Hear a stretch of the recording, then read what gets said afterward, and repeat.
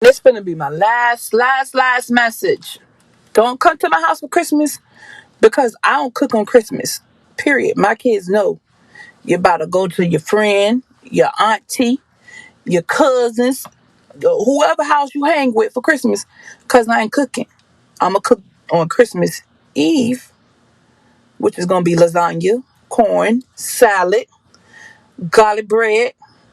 And if they eat all that, that's just it. Don't come to my house talking about, Miss Crystal, what you cook? Not a motherfucking thing. Not a motherfucking thing. I don't fucking cook on Christmas. This is my last year celebrating Christmas.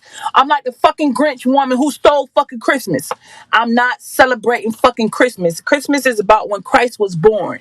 People go all the fucking board and all this shit. I'm not doing that shit no more. My kids got everything, all the fucking electronic, everything they want. Christmas, this is the last year. I'm not cooking. Don't come to my